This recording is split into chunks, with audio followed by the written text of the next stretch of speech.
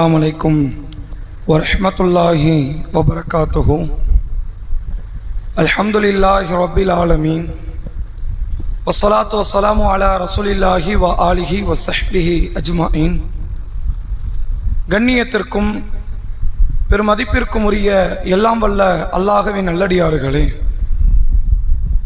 அல்லாஹ்வுடைய பேரருளால் வாரந்தோறும் வெள்ளிக்கிழமை மக்ரிப் தொழுகையை தொடர்ந்து மார்க்க செய்திகளை அறிந்து கொள்ளக்கூடிய நிகழ்ச்சியை நாம் தொடர்ச்சியாக நடத்தி கொண்டு வருகிறோம்.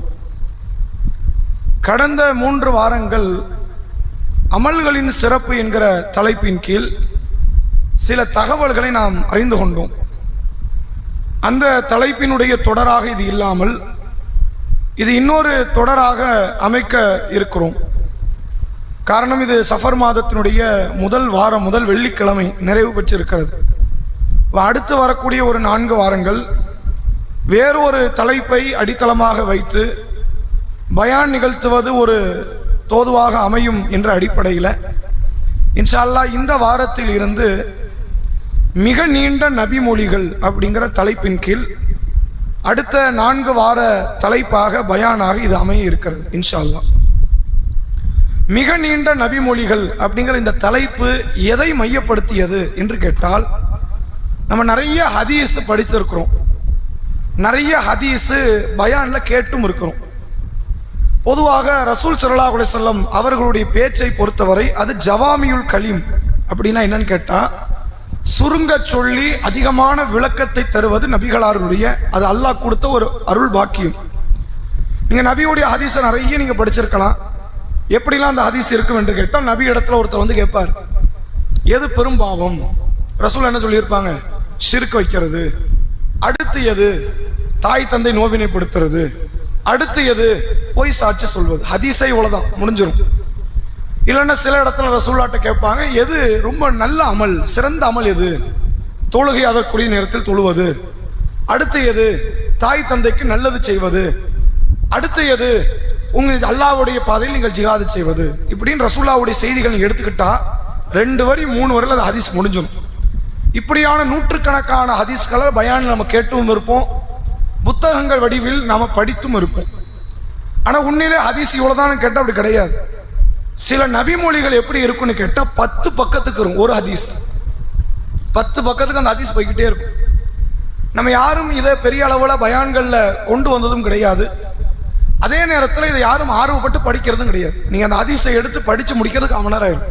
அந்த ஹதீஸ் ஒட்டுமொத்த ஒரு ஹதீஸை படித்து முடிப்பதற்கு ஒரு 1/4 மணி நேரம் எடுக்கிற அளவுக்கு அதை வாசிக்கிறதுக்கு 1 நேரம் ஆகும். அப்படிப்பட்ட சில நபிமொழிகள் இருக்கிறது, மக்கள் யாரும் அதை கண்டுகொள்வது கிடையாது என்ற அடிப்படையில் அப்போ இதையே ஒரு தலைப்பாக வைத்து இந்த நபிமொழிகளை நாம் விளக்கமாக அறிந்து கொள்வதற்கு பயனுள்ளதாக இருக்கும் என்ற அடிப்படையில் மிக நீண்ட நபிமொழிகள் என்ற தலைப்பை நாம் தேர்வு செஞ்சுருக்கோம். இதுவும் 4 வாரம் தான் தலைப்பு. ஆனால் ஹதீஸ் 4 தான் இருக்கான்னு கேட்டால் கிடையாது. அதனால் நிறைய ஹதீஸ் இருக்கு.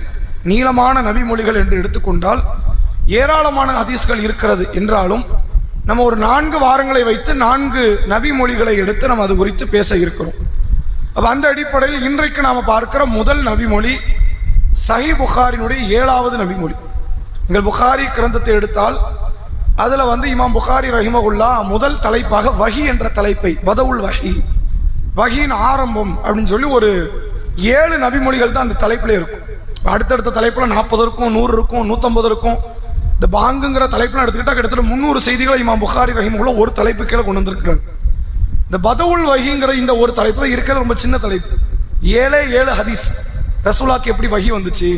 இந்த ஆரம்ப வஹி, ஹதீஜா அம்மையாரை விட்டு ரசூல்லா குகையில் போய் தங்கி இருந்தாங்க. அப்போ ஜிப்ரீல் அலைஹிஸ்ஸலாம் வந்தாங்க, குர்ஆன் வசனத்தை ஓதுனாங்க. ரசூல்லா வந்து ஹதீஜா நாய்கிட்ட வந்தாங்க. பிறகு வராக்கா பின் நௌஃபல் என்ற கண் தெரியாத ஒரு வேதத்தை கற்றவர்கிட்ட போனாங்க. இப்படின்ற செய்தியெல்லாம் பார்த்தோம். இந்த செய்தியெல்லாம் இருக்கிற தலைப்பு அந்த பதவுல் வஹி.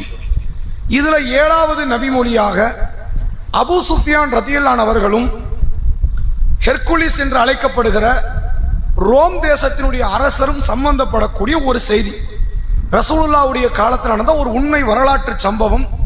அது ஏராளமான பாடங்களை தருகிறது. ஆனால் நம்ம யாருமே அதை எடுத்து பெரிய அளவில் படித்திருக்க மாட்டோம். அப்போ அதனால தான் இதை நம்ம முதல் செய்தியாக எடுத்து இன்ஷா அல்லாஹ் அது குறித்து நாம் அறிந்து கொள்ள இருக்கோம். இந்த நபிமொழிக்குள்ள போறதுக்கு முன்னாடி சில வரலாற்று துணுக்குகளை நம்ம தெரிந்திருக்க வேண்டும். நபி அவர்கள் ஆரம்பத்தில் மக்காவில் 13 ஆண்டு காலம் வாழ்ந்து ஏகத்துவத்தை பிரச்சாரம் செய்யும் போது ஏராளமான சித்திரவதைகளுக்கு நபி அவர்கள் ஆளாக்கப்பட்டாங்க. அப்ப மக்காவில் இருந்து நபி அவர்கள் புலம்பெயர்ந்து ஹிஜ்ரத் செய்து மதீனா நகரத்துக்கு போறாங்க. போன உடனே இந்த முசீபத்து தொடருது. எந்த முசீபத்து? மக்காவில் இருந்த குஃப்ருகளுடைய முசீபத்து தொடருது. பல யுத்தங்களை ரசூலுல்லாஹ் சந்திக்கிறாங்க. அதுல குறைஷிகளோடு நடைபெற்ற முக்கியமான 3 யுத்தம், பத்ர் யுத்தம், உஹது யுத்தம், ஹந்தக் அகல் யுத்தம் என்ற 3 யுத்தத்தை அல்லாஹ்வுடைய தூதர் அவர்கள் சந்திக்கிறாங்க. 3 யுத்தம் முடிஞ்சு ரசூலுல்லாஹ் கரெக்டா ஹிஜ்ரி 6ஆம் ஆண்டு நபி அவர்கள் உம்ரா செய்வதற்காக 1500 சஹாபாக்களை அழைத்து கொண்டு நபி அவர்கள் மக்காவுக்கு போறாங்க. நம்மகிட்ட இவ்வளவு பட்டிருக்கிறாங்க, இப்போ ஒண்ணு கை வைக்க மாட்டாங்க அப்படிங்கிற நம்பிக்கையில ரசூலுல்லாஹ் 1500 சஹாபாக்களை அழைத்து கொண்டு செல்கிறார்கள். அப்படி போகிற வழியில உதைபியா என்ற இடத்தில் நபி அவர்களும் சஹாபாக்களும் தடுத்து நிறுத்தப்படுகிறார்கள். தடுத்து நிறுத்தி என்ன பண்றாங்க, அங்க ஒரு ஒப்பந்தம் ஆகுது. ஏன் ஒப்பந்தம் ஆகுதுன்னா, ஏற்கனவே உங்களுக்கு நமக்கு என்னது வாய்க்கா தகராறு இருக்கு. இப்ப நீங்க மறுபடியும் மக்காக்குள்ள வந்தீங்கன்னா அது பிரச்சனையை உண்டாக்கும். உங்களை நாங்க அனுமதிக்க முடியாது. எல்லா மக்களும் உங்க மார்க்கத்துக்கு வந்துருவாங்க, எங்களுக்கு அதை ஏத்துக்க முடியாது. அதனால நமக்குள்ள ஒரு சுமூகமான ஒரு ஒப்பந்தத்துக்கு வருவோம்னு சொல்லி ஒரு ஒப்பந்தம் ஒன்று கையெழுத்திடப்படுகிறது. அந்த ஒப்பந்தம் தான் ஹுதைபியா ஒப்பந்தம். அகல் யுத்தம் நடைபெற்ற அடுத்த ஆண்டு ஹிஜ்ரி 6 நடக்கிறது. அந்த ஒப்பந்தம் நிறைய பயன்ல கேட்டிருப்போம். முஸ்லிம்கள் யாரும் ஆயுதங்களை கொண்டு வரக்கூடாது, நாங்க ஆயுதங்களை வைத்திருப்போம். நீங்க இப்ப திரும்பி வரணும், இந்த வருஷம் நீங்க உம்ரா பண்ணக்கூடாது, அடுத்த வருஷம் 3 நாள் தான் நீங்க உம்ராக்கு தங்கணும். உங்கள இருந்து யாராவது மக்காக்கு வந்தா நாங்க திருப்பி அனுப்ப மாட்டோம். எங்கள்ல இருந்து யாராவது மதம் மாறி உங்கள்கிட்ட வந்தா நீங்க திருப்பி அனுப்பணும் அப்படின்ற மாதிரி ஒரு இஸ்லாமியர்களுக்கு விரோத போக்கில் ஒரு ஒப்பந்தம் ஒன்று கையெழுத்திடப்படுது. ரசூலுல்லாஹ் என்ன பார்க்கறாங்கன்னா, ஒப்பந்தம் வந்தா போதும், அது நமக்கு பாதிப்பா இருக்குது, சாதகமா இருக்கு, தேவையில்லை. இப்போதைக்கு போர் யுத்தத்துக்கு ஒரு பிரேக் விட்ட மாதிரி ஆயிடுச்சுல, அடுத்து நீ யுத்தம் பண்ண மாட்டல, யுத்தம் அதாவது ஒப்பந்தம் இருக்கிற வரை நீ அடுத்த யுத்தத்துக்கு ஆயுதம் தாங்கி வரமாட்ட. அப்ப மக்கா காஃபிர்களை அடக்கி வச்ச மாதிரி ஆயிரும். ரசூலுல்லாஹ் கையெழுத்தை போட்டு ஊருக்கு போயிட்டாங்க. இதுதான் ஹுதைபியா உடன்படிக்கை நடந்தது. இந்த ஹுதைபியா உடன்படிக்கைக்கு அப்புறம் யுத்தம் நடக்கக்கூடாதுல்ல, ஆனா யுத்தம் நடந்துச்சு. யாரோடு நடந்தது என்றால் யூதர்களோடு நடந்தது. அதுதான் பனு குரைலா என்ற யுத்தமாக இருக்கலாம், ஹைபர் யுத்தமாக இருக்கலாம், தபூக் யுத்தமாக இருக்கலாம். இந்த யுத்தம் எல்லாம் யூதர்கள் அல்லது கிறிஸ்தவர்களோடு நடைபெற்ற யுத்தம். அப்ப மக்கா காஃபிர்களோட நடந்த கடைசி யுத்தம் எதுதான்? அகல் யுத்தத்தோட முடிஞ்சிச்சு. அப்புறம் மக்கா காஃபிர்கள் வரல, யுத்தத்துக்கு வரல. அதுக்கப்புறம் யுத்தம் நடந்தது, அது யூதர்களுக்கோ அல்லது கிறிஸ்தவர்களுக்கோ எதிராக நடைபெற்ற யுத்தமாக இருந்தது. இந்த கால பொழுதில் ரசூலுல்லாஹ் என்ன பண்றாங்க, இப்ப தாவாவுக்கு அடுத்த படித்தரம் மாறுது. இப்போ வரைக்கும் என்ன தாவா நடந்துச்சு? ஊருக்குள்ள நம்ம சொந்த பந்தம், நமக்கு தெரிஞ்சவங்க, அங்காளி பங்காளி மார்க்கம் போச்சு. இப்ப எப்படி மார்க்கம் போகணும்னா, அடுத்த தேசத்துக்கு போகணும். பக்கத்தில் இருக்கிற முக்கியமான தேசங்கள் என்று எடுத்துக்கொண்டால், ஒன்று பாரசீகம், ரோம் என்று அழைக்கப்படுகிற, ஒன்று பாரசீகம் என்ற பாரிசி என்று அழைக்கப்படக்கூடிய தேசம், இன்னொன்று ரோம் என்று அழைக்கப்படக்கூடிய கிறிஸ்துவ மக்களை அடித்தளமாக வைத்த தேசம். இந்த மாதிரி எல்லா தேசத்துக்கும் ரசூலுல்லாஹ் கடிதம் ஒன்று எழுதுறாங்க. அது நீங்க நிறைய செய்திகளை கேள்விப்பட்டிருக்கலாம். ரசூல் ஸல்லல்லாஹு அலைஹி வஸல்லம் அவர்கள் அடுத்த மன்னருக்கு மார்க்கத்தை சொல்வதாக இருந்தால் அந்த கடிதத்தின் அமைப்பு எப்படி இருக்குன்னா, பிஸ்மில்லாஹிர் ரஹ்மானிர் ரஹீம், அளவற்ற அருளாளனும் நிகரில்லா பேரன்புடையனுமாகிய அல்லாஹ்வின் திருப்பெயரால் எழுதப்படுகிற கடிதம் அப்படின்னு ஆரம்பிப்பாங்க. இது அல்லாஹ்வின் தூதராகிய முஹம்மதிடம் இருந்து எழுதப்படுகிறது. எந்த அரசருக்கு போதோ அந்த அரசர் பெயரை போட்டுருவாங்க. ரசூலுல்லாஹ் அடுத்து என்ன மென்ஷன் பண்ணுவாங்கன்னா, நேர்வழி பின்பற்றுவோர் மீது சாந்தி உண்டாகட்டும். எல்லாருக்கும் சலாம் இல்லை, பொதுவாக நம்ம எல்லாருக்கும் சலாம் சொல்லுவோம், அஸ்ஸலாமு அலைக்கும் வ ரஹ்மத்துல்லாஹி பரக்காத்துஹும். இந்த கடிதத்தில் அப்படி எழுத மாட்டாங்க. அஸ்ஸலாமு அலைக்கும் அலா மனித்தபா ஹுதா, யார் நேர்வழியை பின்பற்றுகிறாரோ அத்தகைய மக்கள் மீது சலாம் உண்டாகட்டும் அப்படின்னு ரசூலுல்லாஹ் எழுதி, நீங்க நேர்வழிக்கு வாங்க, நான் தான் அல்லாஹ்வுடைய தூதர், நீங்க என்னை ஏத்துக்கங்க, அல்லாஹ் மட்டும் நீங்க வணங்குங்க. அப்படி நீங்க அல்லாஹ்வை மட்டும் வணங்கி என்னை ஏற்றுக்கொண்டால் உங்களுக்கு மறுமையில 2 கூலி இருக்கு. ஏன்? இப்ப நீங்க ஏத்துக்கிட்டா நாளைக்கு உங்க ஊருக்குள்ள உள்ள மக்கள் ஏத்துக்குவாங்க, 2 கூலி உங்களுக்கு இருக்கு. ஒருவேளை நீங்கள் ஏற்க மறுத்தால் 2 பாவம் உங்களுக்கு இருக்கு. உங்கள் குடிமக்களினுடைய பாவத்தையும் சேர்த்து நீங்கள் சுமக்க வேண்டிய நிலைமை வரும் அப்படின்னு சொல்லி சில திருமறை குர்ஆனினுடைய வசனங்களையும் எழுதி கடிதத்தை எழுதி பல நாடுகளுக்கு அனுப்பி வைக்கிறாங்க. ரோமுக்கு போகுது, அதே போன்று பைசாந்திய அரசு பாரசீக அரசுக்கு போகுது, அதே போன்று மற்ற எல்லா தேசத்துக்கும், எங்கெல்லாம் அங்க சிற்றரசர்கள் பெருமரசர்கள்லாம் இருக்கிறாங்களோ எல்லா தேசத்துக்கும் கடிதம் போகுது. சில தேசத்தினுடைய அரசர்கள் அதை ஏத்துக்கவும் செஞ்சாங்க. ரசூலுல்லாஹ் கத்தஹான் என்று அழைக்கப்படக்கூடிய ஒரு தேசத்தின் மன்னர் ஒரு கோவேறு கழுதையை பட்டாடையை அன்பளிப்பாக கொடுத்து, நான் இஸ்லாத்தை ஏத்துக்கிட்டேன், என் மக்களுக்கு நான் அடுத்த மார்க்கத்தை சொல்லதான் போறேன்னு சொல்லி அனுப்பி விட்டாங்க. ரசூலுல்லாஹ்க்கு அந்த அன்பளிப்பு வந்த உடனே ஒரு அரசர் ஏற்றுக்கொண்டதை பார்த்துட்டு ரசூலுல்லாஹ் சுஜூதுல விழுந்தாங்க. உடனே ஒரு அரசரை ஏத்துக்கிட்டார்ல, மார்க்கை இலகுவா அந்த மக்கள்கிட்ட போயிடும். ரசூலுல்லாஹ் உடனே சுஜூதுல விழுந்தாங்கன்னா ஹதீஸ் இருக்கு. அப்ப எல்லா அரசர்களும் புறக்கணிக்கல, ஒரு சில அரசர்கள் உடனடியாக ஏற்றுக்கொள்ளவும் செய்தார்கள். அப்படி ரசூலுல்லாஹ்வுடைய காலத்துல சில அரசர்கள் புறக்கணிக்கும் செய்தார்கள். அப்படி புறக்கணித்தவர்கள் ஒருவர் தான் அன்றைய காலத்தில் ரசூலுல்லாஹ் வாழும்போது ரோம் தேசத்தை ஆட்சி செய்த ஹெர்குலிஸ் என்று அழைக்கப்படுகிற ஒரு மன்னர். அவர்கிட்ட கடிதம் போது அந்த நேரத்தில் நடைபெற்ற சம்பவம் என்னங்கிறது தான் இப்ப நம்ம பார்க்க போறோம். அப்ப உங்களுக்கு அடிப்படை நான் சொல்லிடுறேன். ரசூல் ஸல்லல்லாஹு அலைஹி வஸல்லம் அவர்கள் மக்கா காஃபிர்களுக்கு உதைபியா உடன்படிக்கை போட்டு அவர்களை அடக்கி வைத்த பிறகு பல தேசங்களுக்கு கடிதங்கள் மூலமாக தாவா செய்கிறாங்க. அப்படி கடிதங்களை ஏற்று சில மக்கள் ஏற்றுக்கவும் செய்தார்கள், சில மக்கள் நிராகரிக்கவும் செய்தார்கள் அரசர்கள். அப்படி ரோம் தேசத்தை சார்ந்த ஹெர்குலிஸ் என்ற மன்னருக்கு வந்த கடிதம், அந்த கடிதத்தை தொடர்ந்து நடந்த சம்பவம் என்ன, அந்த மன்னர் இவரை தூதர் ஏத்துக்கிட்டாரா இல்லையா என்ற சம்பவத்தை தான் சஹீஹ் புகாரினுடைய 7வது நபிமொழியாக நாம் பார்க்க இருக்கிறோம். இந்த கடிதம் வந்தபோது வர்றதுக்கு முன்னால் நடக்கிற நிகழ்வு, இந்த நபிமொழி நீங்க படிச்சீங்கன்னா பின்னாடி வர வேண்டிய செய்திகள் முன்னாடி வந்திருக்கும், முன்னாடி வர வேண்டிய செய்திகள் பின்னாடி வந்திருக்கும். ஏன்னா காரணம், இதை 2 வகையான அறிவிப்பாளர்கள் இதை அறிவிக்கிறாங்க. ஒரு செய்தி 2 அறிவிப்பாளர், ஒருவர் அபூ சுஃபியான் அறிவிக்கிறார், இன்னொன்று இப்னு அப்பாஸ் அறிவிக்கிறாங்க. அப்போ நம்ம உங்களுக்கு புரிகிற விதத்தில் சொல்லணும், முதல்ல பின்னாடி உள்ள தகவலை சொன்னாதான் முன்னாடி உள்ள தகவல் உங்களுக்கு புரியும். இந்த ஹெர்குலிஸ் என்று அழைக்கப்படுற இந்த மன்னர், இவருடைய வயசு என்ன அப்படின்னு கேட்டா ரசூலுல்லாஹ்வோட 2 வயசு இவர் கம்மி. ரசூலுல்லாஹ் கிறிஸ்து பிறப்புக்கு பின்பு 572 பிறந்தார், இவர் 575, 3 வயசு கம்மி. ரசூலுல்லாஹ் 572 பிறந்திருக்கிறாங்க, இவர் 575 பிறந்திருக்கிறார். இவர் ஆரம்ப காலத்தில் அரச குடும்பத்தை சார்ந்தவர் என்ற காரணத்தினால் ஒரு குறிப்பிட்ட காலம் கழிந்த பிறகு ரோம் தேசத்துக்கு அரசராக இவர் மாறுகிறார். இப்ப இவருக்கு கடிதம் வருது. ரசூலுல்லாஹ் என்னன்னு கடிதம் அனுப்புறாங்க, நேர் வழியை பின்பற்றுங்க.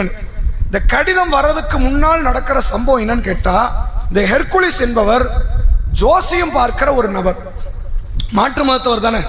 அந்த நம்பிக்கை இருக்குன்னு மட்டும் கிடையாது, இவருக்கு அதுல பழக்கம் இருக்கு, அந்த கலையை கற்றுக்கொண்டவர். இப்ப நமக்கு ஒரு சந்தேகம் வரும், அப்படி ஜோசியம்னு ஒரு கலை இருக்குதா, அதுக்கு ஆற்றல் உண்டான்னு ஒரு கேள்வி வரும். அந்த சம்பவத்தில் நடந்த செய்திகள் நீங்க பாருங்க. இவர் என்ன செய்யறாருன்னா, வான் நட்சத்திரங்களை வைத்து ஜோசியம் பார்ப்பவர். இப்ப நம்ம ஆட்கள், நம்ம தமிழகத்துல நீங்க ஜோசியக்காரங்களாம் பாத்தீங்கன்னா கிரகங்களை வச்சு சொல்லுவாங்க. செவ்வாய் இங்க இருக்குது, புதன் இங்க இருக்கு, சுக்கிரன் இங்க இருக்கு, கிரகங்கள் 9 கிரகங்களை வைத்து ஜோசியம் சொல்லக்கூடியது. அன்றைய காலத்து ஜோசியத்தின் வழக்கம் எப்படின்னா நட்சத்திரத்தை வைத்து ஜோசியம் சொல்ற வழக்கம் இருந்தது. அப்ப இவர் ஒரு நாள் பொழுது அரசவைக்கு வரும்போது அரசர் வராரு, ரொம்ப கவலை தோய்ந்த முகமாக அவருக்கு இருக்கு. அப்ப அமைச்சர்கள்லாம் கேட்கிறாங்க, என்ன கேட்கிறாங்க அப்படின்னா, அரசரை என்ன ஆச்சு, ஏன் கவலையா இருக்கிறீங்க, என்ன விஷயம் சொல்லுங்க நீங்க அப்படின்னு கேட்கிறாங்க. அரசர் சொல்றாரு, நான் நேற்று எப்போதும் வளமையாக வான் நட்சத்திரங்களை வைத்து ஜோசியம் பார்க்கிற காரியத்தில் ஈடுபட்டேன். அப்படி பார்க்கும்போது எனக்கு ஒரு காரியம் ஒன்று பொறி தட்டியது, எனக்கு ஒரு விஷயம் தெரிய வந்தது. என்ன தெரிய வந்தது என்றால், விருத்த சேதனம், அதாவது சுன்னத் ஹத்னா இருக்குல்ல, இதை செந்தமிழ்ல விருத்த சேதனம் சொல்லுவாங்க. விருத்த சேதனம் செய்த ஒரு நபர் அடுத்து இந்த தேசத்துக்கு ஆட்சியாளராக வர இருக்கிறார். அப்படி ஒரு காரியத்தை நான் நட்சத்திரத்தை வச்சு ஆய்வு செய்தேன், கண்டுபிடித்தேன் அப்படிங்கிறார். இதான் அவருக்கு பயம். என்ன பயம், நம்ம ஆட்சி, அவர் தூதர்லாம் அவருக்கு தெரியாது, வரப்போறது தூதர், வரப்போறது முகமது நபி, அரபு குலத்திலிருந்து வராது, எதுவுமே தெரியாது. இவர் நட்சத்திரத்தை வைத்து ஆய்வு செய்கிறார். அவருக்கு என்ன தோணுது, நம்ம ஆட்சியை கவுக்கக்கூடிய ஒரு ஆள் வரப்போறாரு, அவர் சுன்னத்து பண்ணி இருப்பாரு, இவ்வளவுதான் டீட்டெயில். இது தெரிஞ்சிருக்கு.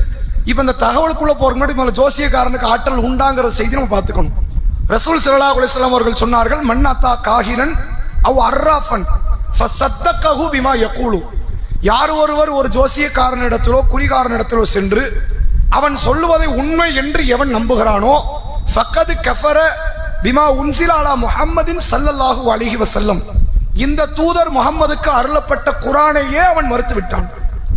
ஜோசியக்காரனுக்கு என்ன இல்லை, ஆற்றல் கிடையாது, அவனுக்கு எதுவும் தெரியாது.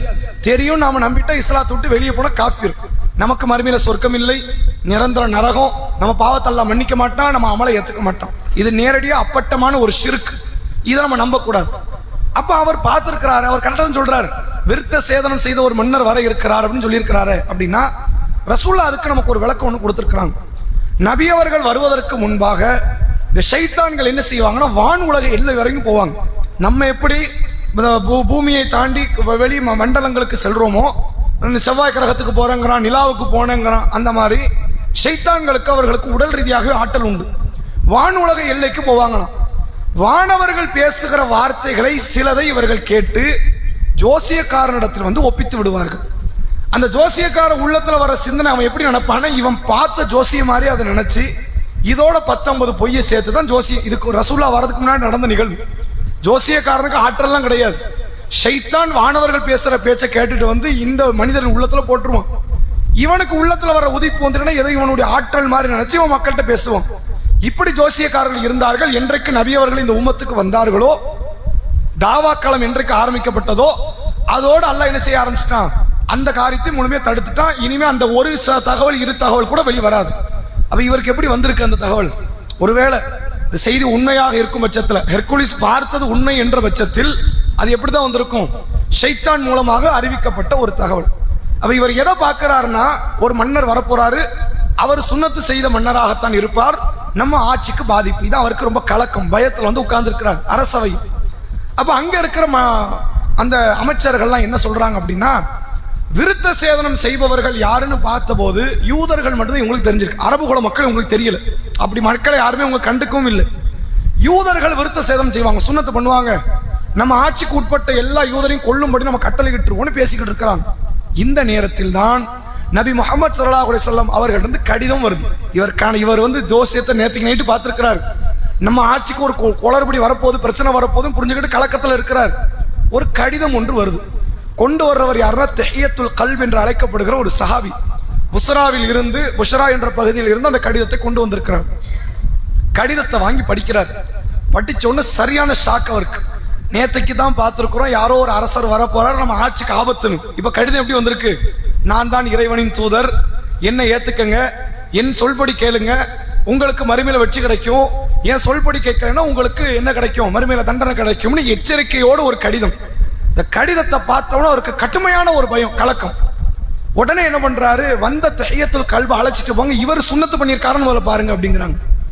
நேரம் அழைச்சிட்டு போறாங்க, பார்த்துட்டு வராங்க. ஆமா, இவர் ஹத்னா பண்ணியிருக்கிறாருன்னு தெரிஞ்சிருச்சு. அப்ப நம்ம தேடின ஆள் யாரும் இல்லை, அவர் யூதர் இல்லை, அவர் ஒரு அரபின்னு தெரிஞ்சிருச்சு. நம்ம தேடிய நபர் நம்முடைய ஆட்சிக்கு பாதிப்பு தரக்கூடியவர் அரபிதான் என்பதை அவர் திட்டவட்டமாக புரிந்து கொள்கிறார்.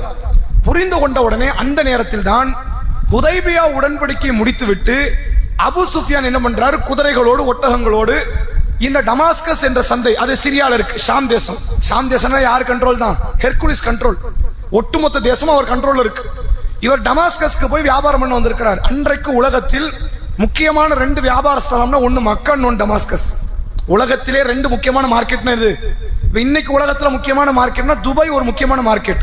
நீங்க எந்த பொருள்னாலும் அங்க கொண்டு போய் வித்தரலாம், எந்த பொருள்னாலும் அங்க போனா வாங்கிடலாம். அப்படி உலகத்திற்கே முக்கியமான மார்க்கெட்னா துபாய் நாடு சொல்லுவாங்க. ரசூலுல்லாஹ்வுடைய காலத்தில் 2 முக்கியமான மார்க்கெட் அப்படின்னா, ஒன்று மக்கா, இன்னொன்று டமாஸ்கஸ். டமாஸ்கஸ்ல கிடைக்காத பொருளே கிடையாது, எல்லா பொருளுமே அன்றைய காலத்தில் அது கிடைக்கும். அந்த இடத்துக்கு தான் அபு சுஃபியான் தன்னுடைய சரக்குகளை கொண்டு போய் டமாஸ்கஸ்ல விற்பதற்கு செல்கிறார். இந்த நேரம் இந்த ஹெர்குலிஸ் என்ற மன்னர் என்ன செய்யறாருன்னு கேட்டா, மக்கள்கிட்ட விசாரிக்கிறாங்க, யாராவது அரபு நாட்டில் இருந்து, மக்கால இருந்து யாரும் வந்திருக்காங்களா, விசாரிச்சு ஆளை தூக்கிட்டு வாங்கன்னு சொல்லிட்டாரு. ஏன்னா இவருக்கு கடிதம் வந்துருச்சு. நேற்றுக்கு ஜோசியம் வர பார்த்திருக்கிறார். ஜோசியமே ஒரு பயத்தை கொடுத்திருக்கு, கடிதமும் ஒரு பயத்தை கொடுத்துட்டு உடனே என்ன பண்றாரு, நம்ம ஆட்சிக்கு உட்பட்ட இடத்தில் யாராவது நபி முகம்மதோடு சம்பந்தப்பட்ட நபர் அரபு குல மக்கள் இருக்கிறாங்களான்னு பாருங்க, இருந்தா எல்லாத்தையும் அள்ளி போட்டு கொண்டு வாங்கன்ட்டார்.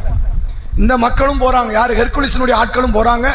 அரபியர்கள் எங்க இருக்கிறாங்கன்னு பாக்குறாங்க, டமாஸ்கஸ் சந்தையில் இருக்கிறாங்க. எல்லாத்தையும் அள்ளி போட்டு கொண்டு வந்தாச்சு. ஹெர்குலிஸுடைய சபை ஒன்று கூடுது. அந்த மக்களை எல்லாம் பார்த்து விட்டு ஹெர்குலிஸ் என்ன கேட்கிறாருன்னா, கேள்வி கேட்கிறாரு, உங்களில் தன்னை தூதர் முகம்மதுன்னு ஒருத்தர் சொல்லிக்கிட்டு இருக்கிறாரு, நான் தூதர்னு பேசிக்கிட்டு இருக்கிறாரு, அவர் உங்களுக்கு தெரியுமான்னு கேட்கிறாரு. எங்களுக்கு தெரியும், ஏன்னா அவங்களும் எல்லாரும் ஒரே ஊர் தானே, மக்காவாசி தானே. அந்த தூதர் முகம்மதுக்கு உங்களில் நெருங்கிய உறவுக்காரர் யார் அப்படின்னு கேட்கிறார். கேள்வி என்னது, உங்களில் முகம்மது என்ற நபருக்கு நெருங்கிய உறவுக்காரர் யாரு? அப்ப அபு சுஃபியான் தான் இருக்கிறதுல அங்க நெருங்கிய உறவு. அபு சுஃபியான் உண்மையில நெருக்கமான உறவுலாம் கிடையாது. அபு சுஃபியானை விட அபூஜகல் நெருக்கமான உறவு, அபு லஹப் நெருக்கமான உறவு, வேற நிறைய பேர் இருக்கிறாங்க. அந்த கூட்டத்தில் நெருங்கிய உறவு யாரு?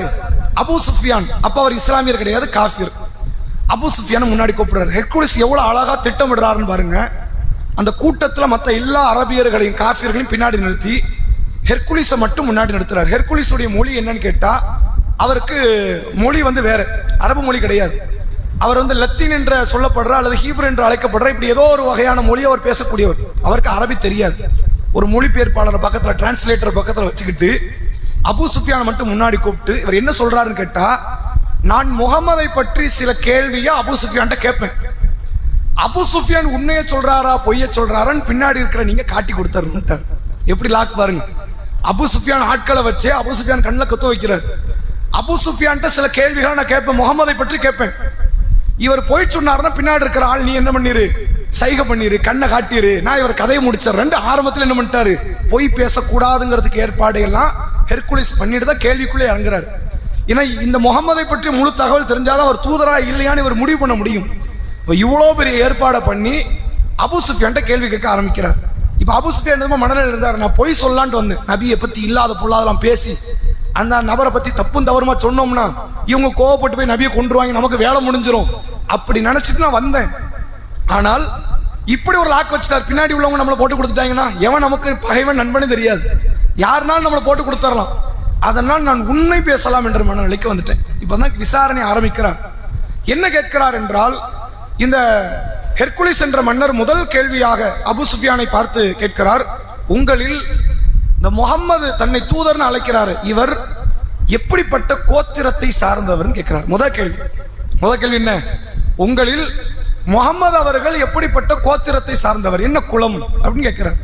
ஏன்னா அன்றைக்கு எல்லா நாடுகளிலுமே உயர்ந்த குலம் தாழ்ந்த குலம் என்று ஒவ்வொரு தேசத்தில் இருந்துச்சு. அரபியர்களை எடுத்துக்கொண்டால் குறைஷி குலம் உயர்ந்த குலம், மற்ற குலங்கள்லாம் தாழ்ந்த குலம்ன்ற ஒரு எண்ணம். நீங்க இதே இந்திய தேசத்துல அந்த கால பொழுதுலயே நீங்க பார்த்திருக்கலாம். 1400 வருஷத்துக்கு முன்னாடி இதே இந்திய தேசத்துல பிராமண சமுதாயத்தவர்கள் உயர்ந்தவர்கள், மற்றவர்கள் யாரு தாழ்ந்தவர்கள்ன்ற சிந்தனை. இப்படி வெவ்வேறு தேசத்துல ஒன்றை உயர்ந்ததாக ஒன்றை தாழ்ந்ததாக பார்க்கிற மனநிலை இருக்கு. அப்ப முதல் கேள்வி அபூ சுஃபியானை பார்த்து ஹெர்குலிஸ் என்பவர் கேட்கிறார், உங்களில் முகம்மது எப்படிப்பட்ட குலத்தை சார்ந்தவர் கேட்கிறார். கேட்ட உடனே அபூ சுஃபியான் சொல்றாரு, எங்களில் குறைஷி என்ற கோத்திரம் தான் உயர்வான கோத்திரம், அந்த கோத்திரத்துல நானும் பிறந்திருக்கிறேன், அந்த கோத்திரம் தான் இந்த முகமது நபி, அதுக்கு மேல ஒரு கோத்திரமே கிடையாது. உயர்வான கோத்திரம் அது என்ன கோத்திரம், குறைஷி கோத்திரம், நாங்கள்லாம் குறைஷி கோத்திரத்தை சார்ந்தவர்கள் அப்படின்னு அவர் சொல்றார். அடுத்து என்ன கேள்வி கேட்கிறாங்க அப்படின்னா, உங்கள இந்த முகம்மது என்ற இந்த நபர், இவர் இதற்கு முன்பு ஏதாவது ஒரு நேரத்தில் இந்த முகம்மதுடைய வம்சாவளியில இருந்து யாராவது ஒருவர் இது மாதிரி வாதம் பண்ணியிருக்கிறாங்களா, நான் தூதர் என்று? இப்ப முகமது பேசுறாரு, இதுக்கு முன்னாடி ஒரு வாப்பா அல்லது அவர் வாப்பான்னு யாராவது ஒருத்தர் நான் தூதர்னு யாரும் பேசியிருக்கிறாங்களா இவர் வம்சத்துல இருந்து அப்படின்னு கேட்கிறாங்க. அப்ப அதுக்கு அபூ சுஃபியான் சொல்றாரு, இல்ல அப்படிலாம் யாரும் சொல்லல, இவர் தான் ஃபர்ஸ்ட் வாட்டி சொல்றாரு. திடீர்னு வந்து என்ன சொல்றாரு, நான் தூதர் என்று அவர் பேசிக் கொண்டிருக்கிறார் அப்படின்னு அவர் பதில் அளிக்கிறார்.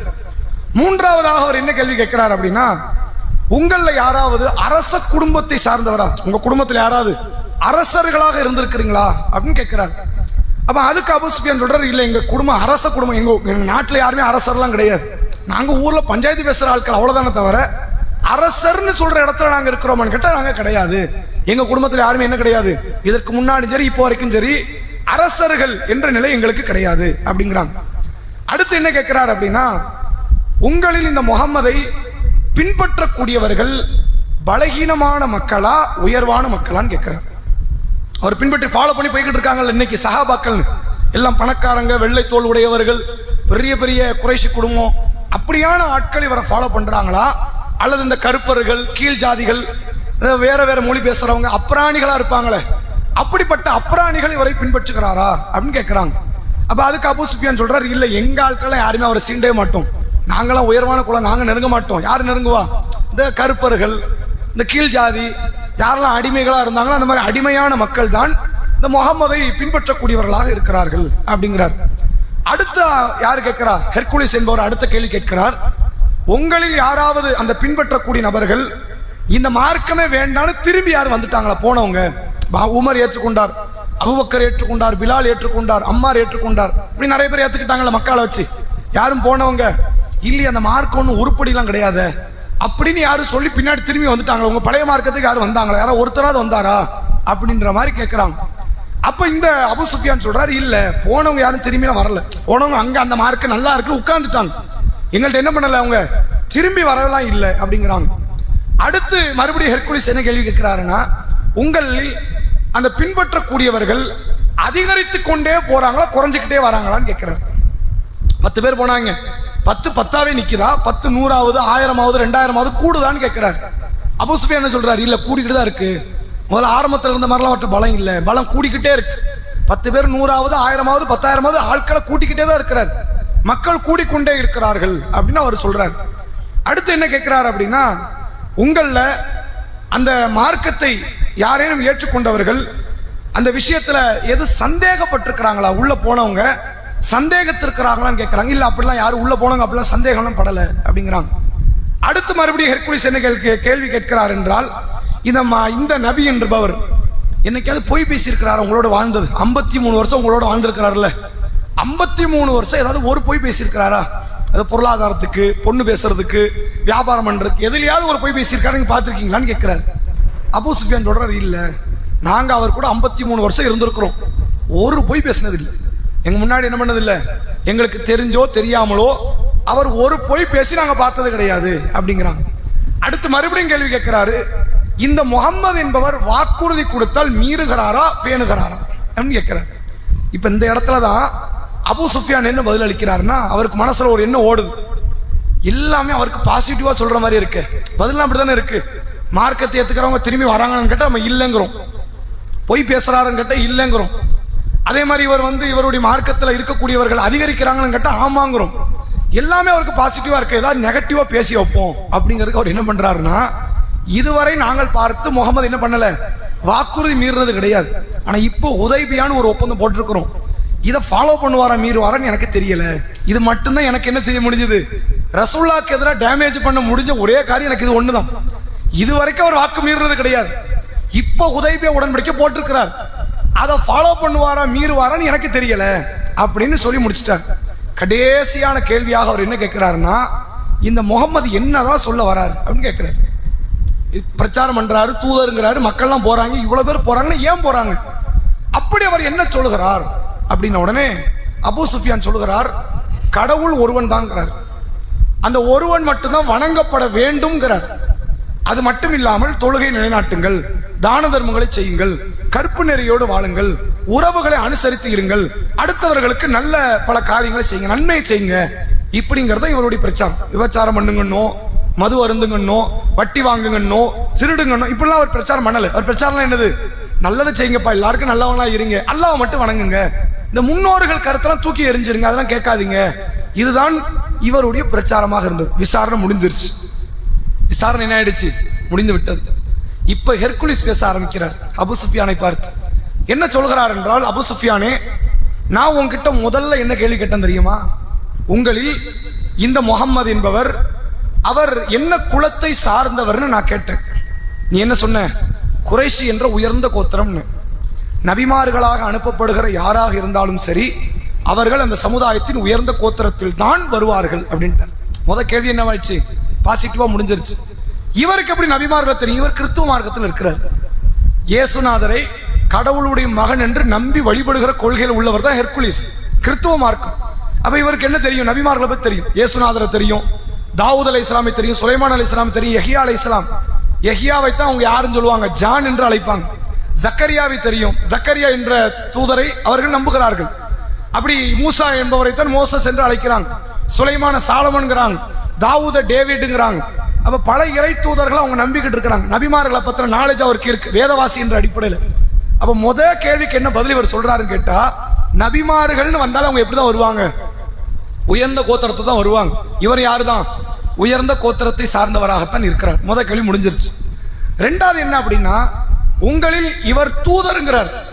இவருக்கு முன்னாடி இதே வாதத்தை இந்த குடும்பத்திலிருந்து யாரும் பேசியிருக்கிறாங்களா நான் கேட்டேன். நீங்க என்ன சொன்னீங்க, இல்லைன்னு. நீங்க அப்படி ஒருவேளை நீங்க ஆமான்னு சொன்னா நான் பொய்யர்னு முடிவு எடுத்திருப்பேன். முகமது யாரு, அவர் பொய்யர், பொய் பேசக்கூடிய ஆளு. ஏன், முன்னாடி இதே வாதத்தை பேசியிருக்கிறாங்க, அதே வாதத்தை அப்படியே கள்ள காப்பி அடிச்சு என்ன பண்ணிட்டாரு, இவரும் தன்னை தூதர் தூதர் பேசிக்கிட்டு இருக்காருன்னு ஆயிரும்.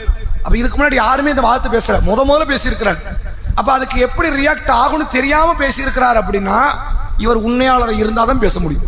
பொய்யலா இருந்தா என்ன பண்ண முடியாது, பேச முடியாது. முன்னாடி இருந்த கருத்தை அப்படி திருடிலாம் பேச முடியாது, வாய்ப்பு கிடையாது. அப்ப பொய்யர் ஆயிடுவார்.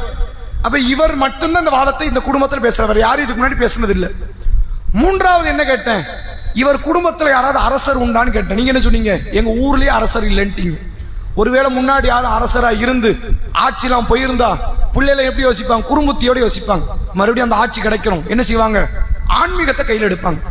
யாருக்கெல்லாம் ஆட்சி வேணுமோ குறும்புத்தியாக அவங்க செயல்படுறது, நம்ம எலெக்ஷன்ல நிற்போம் ஜெயிப்போம்னு நினைக்க மாட்டாங்க. ஆன்மீகத்தை காட்டிட்டு ஆட்சி கிடைச்சிடும்.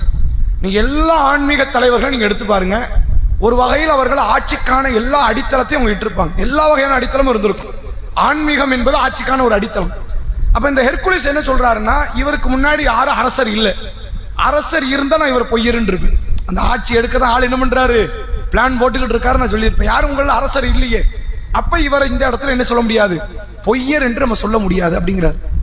நாலாவதா என்ன கேள்வி கேட்டாரு, இவரை பின்பற்றக்கூடியவர்கள் பலகீனமான மக்களா, ஏப்பசாப்பைகள், ஏமாளிகள், இந்த பலகீனமான மக்களா இருக்கிற அவங்களா அல்லது பலமானவர்களா அப்படின்னு கேட்டேன். நீங்க என்ன சொன்னீங்க? பலகீனமான, கீழ் ஜாதி, கருப்பர்கள், அப்படிப்பட்ட ஆட்கள், அடிமைகள் சொன்னீங்க. முதல்ல நபியை பின்பற்றக்கூடியவங்க அவங்கள தான் இருப்பாங்க. எந்த சமுதாயமா இருக்கட்டும், ஒரு நபி தன்னை நபின்னு சொல்லும் போது முதல்ல ஃபாலோ பண்றது யாரா தான் இருக்கும்? உயர்ந்த குலத்தான் வரவே மாட்டான், அவன் தான் பெருமையில நிற்பான். இல்ல இவர் பேச்சை கேட்டு நம்ம அவர் பின்னாடி போகணுமா அப்படிமா, இவர் தலைவர் ஆக்கிட்டு நம்ம அவர் கீழே தொண்டன் ஆகணுமா அப்படிமா. ஆனா யார் வர்றதுக்கு கஷ்டம் இருக்காது, ஆல்ரெடி கீழ் ஜாதியா இருக்கிறோம், இவர் கொஞ்சமாவது கண்ணியம் கொடுக்காரு, முதல்ல யார் தான் ஏத்துக்குவா? நபியை ஏற்றுக்கொள்ளக்கூடிய இடத்தில் முதலில் எல்லா சமுதாயத்திலுமே ஏழை எளியவர்கள், பாமரர்கள், கல்வி அறிவற்றவர்கள், அல்லது ஏமாளிகளாக இருப்பவர்கள், அல்லது சமுதாயத்தில் பிற்படுத்தப்பட்டவர்களாக, தாழ்த்தப்பட்டவர்களாக இருப்பவர்கள், அடிமைகள், கருப்பு நிறத்தவர்கள், இது மாதிரியான பலகீனமான மக்கள் தான் ஒரு நபியை முதல்ல ஃபாலோ பண்ணுவாங்க. இவரையும் யார் தான் ஃபாலோ பண்றா? அம்மாரு, யாசிரு, பிலாலு, சல்மான் பின் ஃபாரிஸ் போன்ற பலகீனமான மக்கள் தான் அவரையும் ஃபாலோ பண்றாங்க. அடுத்து நான் என்ன கேட்டேன், இந்த நபரை பின்பற்றக்கூடியவர்கள் கூடுறாங்களா குறைகிறாங்களான்னு கேட்டேன். நீங்க என்ன சொன்னீங்க? கூடுறாங்கன்னு சொன்னீங்க. ஈமான் என்பது அது முழுமைப்படுற வரைக்கும் மக்கள் அதிகரிச்சுக்கிட்டே இருக்கும், அதுக்கு ஒரு தடைகள் வராது, இதோட நின்றுவோம் நிற்காது. இப்போ யூத சமுதாயத்தை எடுத்துக்கங்களேன், யூத சமுதாயம் கூடவே செய்யாது. அவன் பிள்ளையை பெற்றவன கூடுமே தவிர எப்படி கூடாது? ஆட்கள் அவன் இணைக்க மாட்டான். ஏன்? அவன் இணைக்கிறது அவன் கலாச்சாரம் கிடையாது, அது ஒரு இனமா அவன் பார்க்கறான். இஸ்லாமிய மார்க்கம் எப்படிப்பட்டதுன்னு கேட்டா, ஆட்களை இணைச்சிக்கிட்டே இருக்கும், இந்த நிறுவனத்துக்குள்ள சேர்த்துக்கிட்டே இருக்கும். அவை உண்மையான மார்க்கமாக இருந்தால் ஆட்கள் என்ன ஆகும்? இன்க்ரீஸ் ஆகிக்கிட்டே இருக்கும். அப்ப இங்க இன்க்ரீஸ் ஆகுது, கூடிக்கிட்டே இருக்குன்னு என்ன அர்த்தம்? இவரும் உண்மையாளர், இவர் பேசுகிற மார்க்கம் உண்மை என்பதை நம்மளால புரிந்து கொள்ள முடியுதுங்கிறார். அடுத்து நான் என்ன கேட்டேன் அப்படின்னா, இந்த மார்க்கத்தை பின்பற்றக்கூடியவர்கள் யாராவது வேண்டான்னு ஓடி வந்திருக்கிறாங்களான்னு கேட்டேன். என்னப்பா மார்க்கம் இது, நம்மளும் ஏதோ நல்ல மார்க்கமா இருக்குன்னு உள்ள போனோம், எல்லாரும் அப்படித்தானே போவோம். நம்ம வந்து என்ன, ஒரு நிறுவனத்தில் போய் வேலை பார்க்க போவோம், கடை நல்லான்னு ஓடி வந்துருவோம். ஒரு இடத்துல போய் வந்து என்ன, ஸ்கூல் சேர்ந்துருப்போம், ஸ்கூல் சரியில்லைன்னு ஓடி, ஏதாவது ஒன்று நடக்கும். எங்கேயாவது ஒரு காரியத்தை பார்த்துட்டு அதிருப்தின்னு ஓடி வந்திருப்போம். 10 பேர்ல ஒருத்தனாவது அதிருப்தி படுவோம். அதிருப்தி படாம யாரும் இருக்க மாட்டாங்க. ஏதாவது அதிருப்தி படாம இருப்பாங்களா? கிடையாது. அப்ப இந்த மார்க்கத்தை ஏற்றவர்கள் யாராவது பின்னாடி வந்திருக்காங்களான்னு கேட்டேன். நீங்க என்ன சொன்னீங்க? வரவே இல்லைன்னு. நீங்க இந்த ஈமான் அப்படித்தான், உள்ள போயிட்டு அப்படி காந்த மாதிரி பிடிச்சி இழுத்துரும், வெளியே வர விடாது. இந்த ஈமானுக்குள்ள ஒருத்தன் தக்க வச்சுக்கிட்டான்னு வைங்க, உள்ள போனோம் என்ன ஆக முடியாது, வெளியே ஆக முடியாது. அதனால தான் மதீனால யூதர்கள் எடுத்துக்கிட்ட ஒரு ஆயுதம், முக்கியமான ஒரு ஆயுதம் என்ன தெரியுமா? மக்கா காஃபிர் கூட செய்யாத ஒன்றை மதீனா யூதர்கள் செஞ்சாங்க. குர்ஆன்ல அல்லாஹ் ஒன்று சொல்றான். இந்த யூத சமுதாயத்தவர்கள் என்ன பண்ணாங்க, ஒரு 10-15 பேர் ஒன்னா சேர்ந்து நேர போய் மார்க்கத்தை ஏத்துக்கிட்டாங்க. முகமதே, உங்களை நாங்க தூதரா ஏத்துக்கிறோம், எங்களை நீங்க இஸ்லாமியர் ஆக்கிருங்க, நாங்க மார்க்கத்துக்குள்ள வரோன்னு வந்துட்டாங்க. என்ன திட்டம் தெரியுமா? உள்ள வர்ற மாதிரி காலையில உள்ள போங்க, சாயங்காலம் மார்க்கம் வேண்டாம் ஓடி வந்துருங்க. எல்லாரும் என்ன நினைப்பாங்க, மோசமான மார்க்கமா இருக்கும் போல, இப்பதான் ஏத்துக்கிட்டாங்க, காலையில 10 பேர், சாயங்காலம் 10 பேர் ஓடி போயிட்டாங்க, அப்ப மார்க்கத்தை அப்படி எல்லாரும் நினைப்பாங்க. இந்த யூதன் இதை ஒரு ஆயுதமாவே செஞ்சான் மதீனால. மக்காவாசிகள், அந்த மக்கள் பார்க்கறாங்க, யாரும் உள்ள போயிட்டு வெளியே வரலையே, எல்லாரும் உள்ளதானே இருக்கிறாங்க, அடி உதையெல்லாம் வாங்குறாங்க, வெளியே வர மாட்டேங்கிறாங்க. நம்மளும் பிலாலை அடிச்சு பார்த்தோம், சல்மானை அடிச்சு பார்த்தோம், சுஹைபை அடிச்சு பார்த்தோம், அம்மாரை அடிச்சோம், யாசிரை அடிச்சோம், யாசிருடைய மனைவி சுமையாவை அடிச்சோம், கொன்னோம், ஒரு ஆள் வெளியே வரல.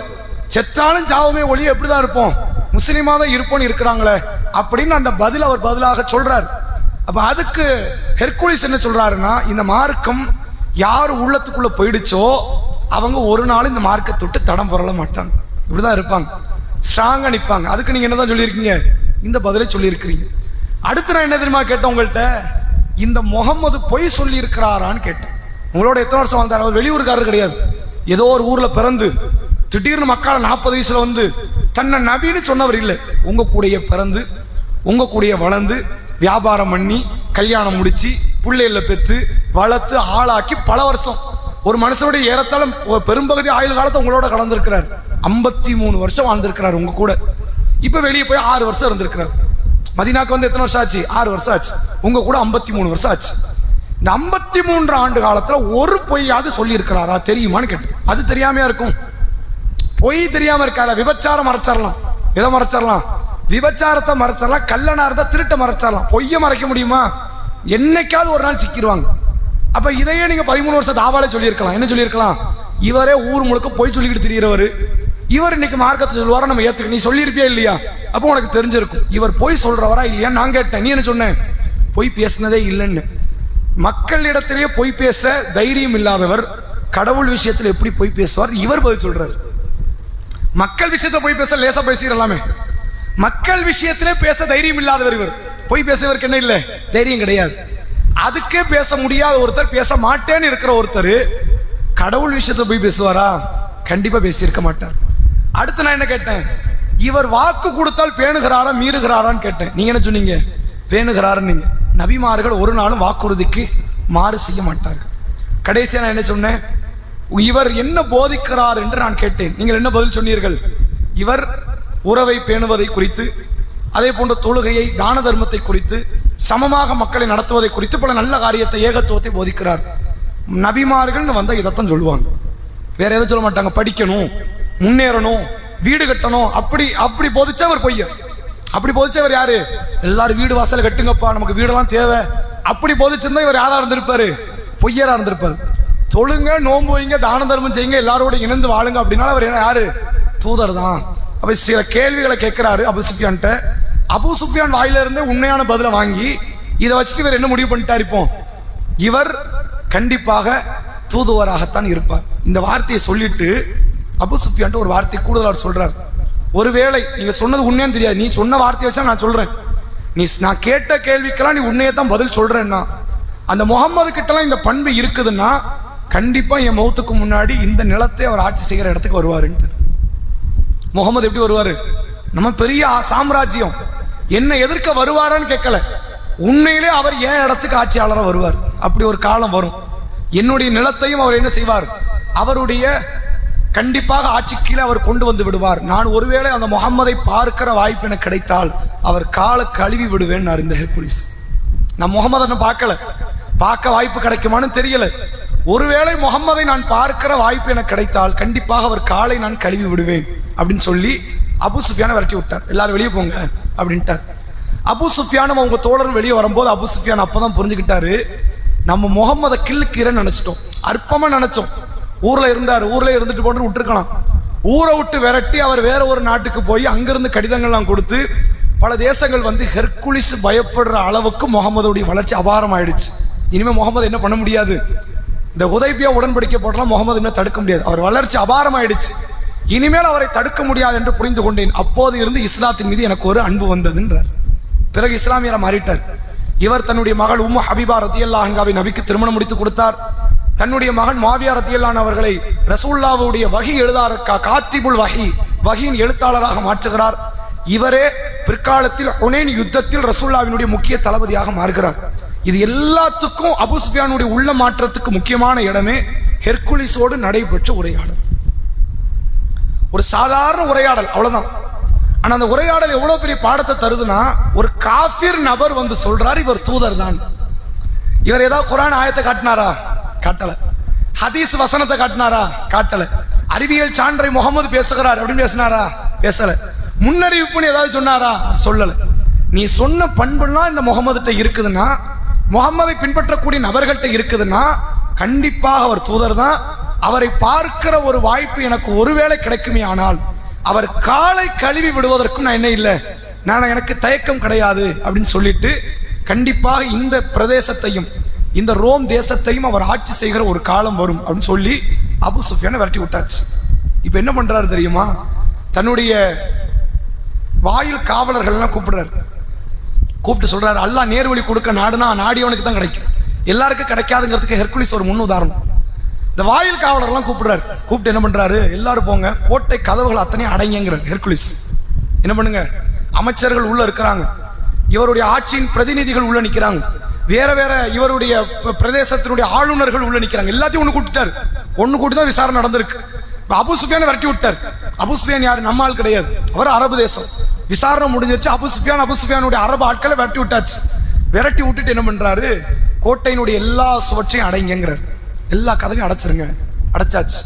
அடைச்சு மக்களை எல்லாம் கூப்பிட்டு ஹெர்குலிஸ் பேசுறாரு, மக்களே, முகமதை பற்றிய கடிதத்தை படிச்சதுக்கு அப்புறம், அவரை பற்றி அவருடைய சொந்தக்காரர்கிட்ட நான் விசாரிச்சதுக்கு அப்புறம் எனக்கு என்ன தோணுதுன்னா, முகமது தூதர் தான், மாற்றமே கிடையாது. அவர் அதை பொய்ய சொல்ல வாய்ப்பே கிடையாது. கடிதத்தையும் பார்த்து அவர் வாதத்தையும் பார்த்து நான் நேற்றுக்கு என்ன பார்த்தேன், ஜோசியத்தின் மூலமாக விருத்த சேதனம் செய்த ஒரு மன்னர் வருவார் நான் பார்த்தேன். இந்த மூணையும் ஒப்பிட்டு பார்த்தா முகமது யாரு தான், தூதர் தான், எந்த மாற்றமே இல்லை. நான் என்ன நினைக்கிறேன்னா, அவர் சொல்றார், நான் என்ன நினைக்கிறேன்னா, நம்ம எல்லாரும் போய் அவர்கிட்ட மார்க்கத்தை ஏத்துக்குவோமா அப்படிங்கிறார். இந்த வார்த்தையை சொல்றார். அவங்க எல்லாரும் காட்டு கழுதைகள் மாதிரி ஓடுறாங்க. உள்ள இருக்கிற அரசவையில் இருக்கிற அமைச்சர்கள், ஆளுநர்கள், பிரதிநிதிகள் எல்லாரும் எங்க ஓடுறாங்க, இந்த ஆள் நம்மளை மதமாற்றி விட்டுருவாரு போலுக்க, இவ்வளவு விசாரணை அந்த மக்கள் பார்த்துக்கிட்டு இருக்கிறாங்க. அப்ப இவருக்கு வந்தா என்ன அங்க வந்திருக்கணுமா இல்லையா, யாருக்கு வரல, மதம் மாறிடவே கூடாதுன்னு எல்லாரும் அந்த ஹதீஸ்ல வருது. இப்னு அப்பாஸ் ரலியல்லாஹு அவர்கள் சொல்கிறார்கள், காட்டுக்கழுதைகள் ஓடுவதை போன்று அவர்கள் ஓடினார்கள். போய் பார்க்கறாங்க, அங்க கதவு அடைக்கப்பட்டிருக்கிறது. திரும்பி மறுபடியும் அரசவைக்குள்ள வராங்க. வந்ததுக்கு அப்புறம் ஹெர்குலிஸ் சொல்றாரு, யாரும் மாற வேண்டியான்ட்டார். யாரும் மாற வேண்டாம், அவர் உண்மையாளராகவே இருக்கட்டுமே, எதுக்கு ஏத்துக்கணும், என்ன அவசியம் வந்துச்சு, ஏற்றுக்கொள்ள மனம் இல்லை என்று சொல்லி சாகர வரை ஹெர்குலிஸ் அல்லாஹுடைய தூதரை நபி என்று ஏற்றுக்கொள்ளாமல், அல்லாஹ் ஒருவனை கடவுள் என்று ஏற்றுக்கொள்ளாமல், தனக்குரிய இருப்பிடத்தை நரகம் என்று தெல்ல தெளிவாக தெரிந்தும் அதே மனநிலையில மரணித்தார் ஹெர்குலிஸ். ஒரு நபருக்கு இதை விட தெளிவான சாலிடான எவிடன்ஸ் வேற என்ன வேணும்? நல்ல தெரியுது, அவரே உறுதியிட்டு சொல்கிறார், இவர் தூதர் தான், இவர் என்னிடத்தை ஆட்சி செய்வார், இவரை பார்க்கிற வாய்ப்பு கிடைச்ச இவர் காலை நான் கழுவி விடுவேன்னு சொன்ன அந்த ஹெர்குலிஸ் சொல்றாரு, நீங்க பயப்படாதீங்க, உங்களை நான் சோதிச்சு பார்த்தேன், ஒருவேளை நீங்க அந்த மார்க்கத்துக்கு போயிருவீங்களோன்னு, யாரும் போகாதீங்க, நானும் போறதா இல்லை, நம்ம இதே மார்க்கத்தில் இருப்போம்னு சொல்லிட்டு அதே நிலையில மரணிக்கிறார். அன்னைக்கு மூத்தாவல சில நாட்கள் கடக்கிறது, சில ஆண்டுகள் கடக்குது, அவர் வஃபாத் ஆயிட்டார். கவனிக்க வேண்டிய விஷயம் என்ன தெரியுமா, தான் நாடியவருக்குத்தான் நல்லா நேர்வழி கொடுப்போம், எல்லாரும் கொடுக்கணும் அவசியம் கிடையாது.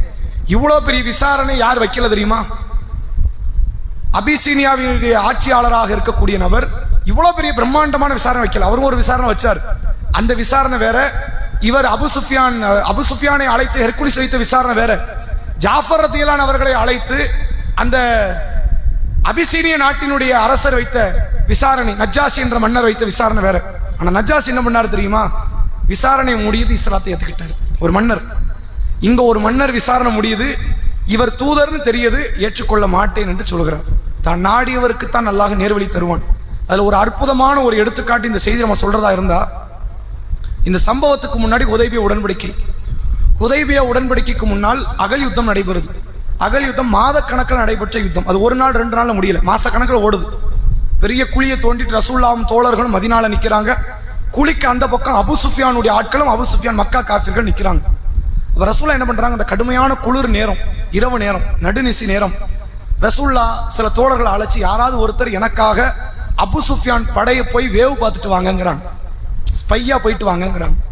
யாருமே எந்திக்கல, குளிர், மோசமான குளிர். அது எந்திரிச்சு நடந்து போற அளவுக்குலாம் அது முடியாது, செத்துக்கிட்டு போனாலும் போயிருவோன்னு யாரும் எந்திக்கல. ரசூலுல்லாஹ் ஒரு நபித்தோழரை அழைச்சி சொல்றாங்க, நீங்க வாங்க, நீங்க போய் பார்த்துட்டு வாங்கங்கிறாங்க. அப்படி அனுப்பும் போது என்ன சொல்றாருன்னா, அபு சுஃபியானையோ படைகளையோ என்ன செய்யறாங்கன்னு பார்த்துட்டு வர்றது மட்டும்தான் உங்க வேலை, என்ன செய்யக்கூடாது, நான் சொல்லாத எதையுமே அங்க செய்யக்கூடாது, போறீங்க, பாக்குறீங்க, வரீங்க, இதான் உங்க வேலைன்னு சொல்லி அனுப்பிட்டார். அல்லாஹ்வுடைய தூதர் அவங்க அனுப்பி வச்சுட்டாங்க. இவர் குழியை தாண்டி ரகசியமா பதுங்கி பதுங்கி உள்ள போய் அபு சுஃபியான் அவங்க ஆட்களுடைய திட்டமிடல் என்னங்கிறத சில விஷயத்தை பார்த்துட்டார். பார்த்துட்டு என்ன பண்றாரு, அபு சுஃபியான் ஒரு தொலை தூரத்துல, கொஞ்சம் தூரத்துல இருக்கிறார். இவர் பக்கம் முதுக காட்டி உட்கார்ந்துகிட்டு இருக்கிறார். வேற ஆள்கிட்ட ஏதோ பண்ணிக்கிட்டோ பேசிக்கிட்டே இருக்கிறார். முதுக பார்த்துட்டு இந்த நபித்தோழர் சொல்றாரு, சொலவு மாதிரி அந்த முதுகு இருந்துச்சுங்கிறார்.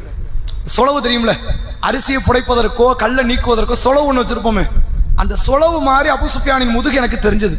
என் கையில வில் அம்பு இருந்துச்சு, எடுத்து நான் பாய்ச்சி இருந்தோம்னா அபு சுஃபியான் கதை அங்கேயே முடிஞ்சிருக்கும், செத்துருப்பார், அதோட முடிஞ்சிருக்கும், யுத்தமும் நின்றுருக்கும். யுத்தம் என்ன இருக்கும், ஏன்னா தலைமை இல்லைன்னா அந்த யுத்தம் தலைமை இல்லைன்னா நடைபெறாது. அபு சுஃபியான் தான் அந்த கூட்டத்துக்கு தலைவர். இந்த இடத்துல நான் அபு சுஃபியான கதையை முடிச்சிட்டேன்னா மக்காவை ஈஸியா கிடைச்சிரும், இந்த யுத்த காலம் உடனே நின்றும். ஹுதைபியா உடன்படிக்கைக்கு அவசியமே இல்லை. இப்படி எல்லா பிரச்சனைக்குமான சொல்யூஷன் என்ன, இவர் ஒரு அம்பு போட்டா முடிஞ்சிருச்சு. ஆனா அம்பை எடுத்து குறி வைக்கும் போது இவருக்கு ஒரு சிந்தனை வருது. என்ன தெரியுமா சிந்தனை, நபி என்ன சொன்னாங்க, போயிட்டு பார்த்துட்டு திரும்பி வந்துடணும், எதுவுமே பண்ணக்கூடாதுன்னு நபி சொன்னாங்க. மறுபடியும் வில்லம்ப தூக்கி வைக்கிறாரு, திரும்பி வந்துட்டார். யுத்தம் அதுக்கப்புறம் நடக்குது. அபூ சுஃபியான் அதுக்கப்புறம் பல அட்டூழியங்களெல்லாம் செய்தார், ஹதீஸ்களை நீங்கள் பார்க்கலாம். ஆனால் நீங்கள் அதுக்கப்புறம் இதே அபூ சுஃபியான் இஸ்லாத்தை ஏற்று சஹாபியாக மாறுகிறார். அவரை அல்லாஹ் மார்க்கத்தில் கொண்டு வர்றதுக்காக முக்கியமான ஒரு தருணத்தில் கூட ரசூல்லா வச்சு அல்லாஹ் தடுத்துட்டான். எந்த காரியத்தை அவர் பண்ணக்கூடாது. அங்கே போனான் அவர் பண்ண என்னதான் பண்ண வேண்டி வரும், அபூ சுஃபியானை கொல்ல வேண்டி வரும். கொல்லக்கூடாதுன்னு சொல்லி அல்லாஹுடைய தூதர் அவர்கள் தடுத்து நிறுத்தி கொண்டு வந்ததுக்காக, அவருக்கு நேர்வழிக்காக. நேர்வழிக்கு வரவே மாட்டேன்ற இடத்துல உள்ள அபூ சுஃபியான் நேர்வழிக்கு வந்தார். வாங்க.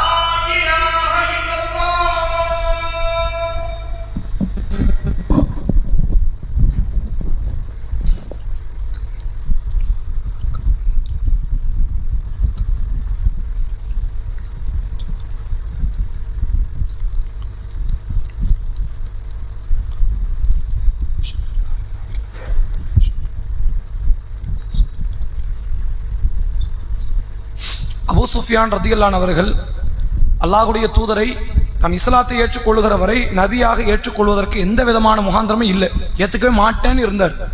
ஆனால் அப்படிப்பட்டவர் அல்லாஹ் இந்த நேரிய மார்க்கத்துக்குள்ளே கொண்டு வந்து சேர்த்தான். ஹெர்குலிஸுக்கு இது சத்திய மார்க்கம் நல்லா தெரியும். முகமது அவர்கள் அல்லாஹ்வுடைய தூதர் நல்லா தெரியும். அவர் ஆட்சி கண்டிப்பாக வளரப்போது, நம்ம ரோம் தேசம் ஒரு நாள் சரிய போதுன்னு அவருக்கு நல்லா தெரியும். ஆனால் அப்படி தெரிந்தும் தனக்கான அந்த பெருமை உள்ளம் அவர் கடைசி வரைக்கும் மார்க்கத்தை ஏற்றுக்கொள்ள விடாமல் தடுத்து விட்டது. கடைசி வரைக்கும் நான் இந்த மார்க்கத்தை தான் இருப்பேன், தன்னுடைய பிரதிநிதிகளும் அமைச்சர்களும் தனக்கான ஆளுநர்களும் இதே மார்க்கத்தை தான் இருக்க வேண்டும் என்பதை சொல்லி தனக்கு சிரம்பணி அவர்களுக்கு கட்டளையிட்டு எல்லாரும் சுஜூதில் விழுந்தாங்க இந்த ஹெர்குலிஸ்க்கு. அதுதான் அவருடைய வாழ்க்கை நடந்த முக்கியமான அந்த கடைசி நிகழ்வாக ஒன்றாக இருந்தது என்பதை நம்ம ஹதீஸ்கள் வாயிலாக பார்க்க முடிகிறது. இதில் நிறைய பாடங்கள் படிப்பினைகள், அதில் முக்கியமான ஒன்று என்று எடுத்துக்கொண்டால், நேர்வழியை பொறுத்தவரை நம்ம நாடியவர்களுக்கெல்லாம் கிடைக்காது. அல்லாஹ் யாருக்கு நாடுகிறானோ அவர்களுக்கு தான் கிடைக்கும். நேர்வழிக்கும் அவர்களுக்கு ரொம்ப சமீபத்தில் ஒரு இடமா இருக்கலாம். ஆனால் அல்லாஹ் கொடுக்கக்கூடாத முடிவெடுத்துட்டோம்னா உச்சபட்ச ஷைத்தானாக காஃபிராக மாற்றுவான். அபூ லஹபால் இஸ்லாத்தை ஏற்றிருக்க முடியும், அவனுக்கு நல்ல தெரியும் முகமது அவர்கள் போய் சொல்லலைன்னு, ஆனால் ஏற்றுக்க விடலை. எங்கிருந்தோ வந்த வேறு ஒரு தேசத்தை சார்ந்த சல்மான் பின் ஃபாரிஸை ஏற்றுக்கொள்ள வைத்தான் அல்லாஹ். அபுதர் அல் கிஃபார் என்ற கிஃபார் கோத்திரத்தை சார்ந்தவரை ஏற்றுக்கொள்ள வைத்தான் அல்லாஹ். வெவ்வேறு தேசத்திலிருந்த மக்கள், அதாவது நஜ்ஜாஷி என்ற மன்னரை ஏற்றுக்கொள்ள வைத்தான் அல்லாஹ். இந்த நேர்வழி இறைவனால் தரப்படுகிற ஒரு பரிசுதானே ஒழிய நாம பெற்றுக்கொள்ளக்கூடிய ஒன்று அல்ல என்பதை இந்த செய்தியின் வாயிலாக நம்மால் புரிந்து கொள்ள முடிகிறது. இன்ஷா அல்லாஹ் அடுத்த வாரம் வேறு ஒரு மிக நீண்ட ஒரு நபிமொழியில் இருந்து அதனுடைய தகவல்களையும் பாடத்தை படிப்பினை நாம் அறிந்து கொள்வோம் என்பதை சொல்லி என்னுடைய உரையை நிறைவு செய்கிறேன். நாளைய தினம் இன்ஷா அல்லாஹ் மக்ரிப் தொழுகையை தொடர்ந்து நேரடி கேள்வி பதில் நிகழ்ச்சி